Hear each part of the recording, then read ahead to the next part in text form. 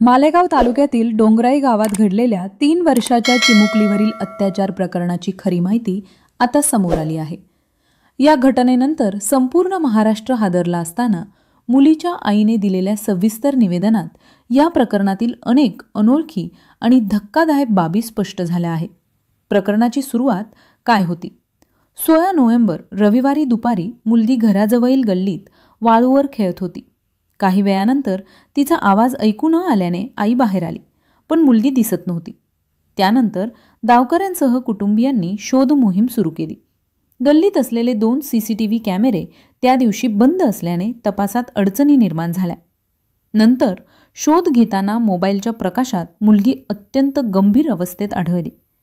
या दृश्याने गावात संताप आणि शोकाची लाट पसरली। आरोपीचे कुटुंबाशी असलेले संबंध मुलीच्या आईच्या मते आरोपी विजय खेरनार हा बांधकामावर मजुरी करणारा तरुण होता। त्याचे आईवडील वारलेले होते आणि तो एकटा राहत होता। मानवतेने त्याला मुलीच्या घरी जेवण मिळायचे, तसेच त्याचे कुटुंबाशी स्नेहाचे संबंधही होते। तो नेहमी त्यांच्या घरी येत जात असे। या परिचयामुळे असा प्रकार घडेल असा कुटुंबाला कधीही संशय आला नव्हता, असे आईने सांगितले। घटनेनंतर आरोपीचे वर्तन।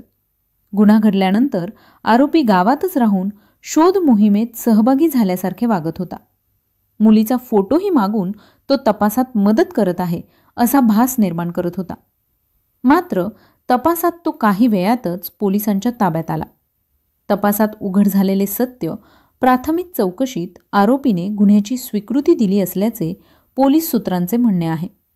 काही दिवसांपूर्वी मुलीच्या वडिलांबरोबर झालेल्या किरकोळ वादाचा राग मनात बाळगून हा प्रकार घडवल्याची माहिती समोर आली होती।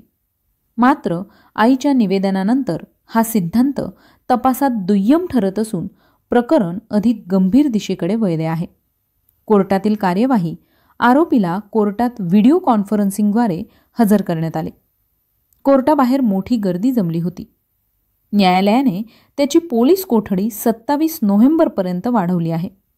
राज्य सरकार आणि पोलिसांकडून या प्रकरणाला विशेष महत्त्व देत तपास वेगाने सुरू आहे।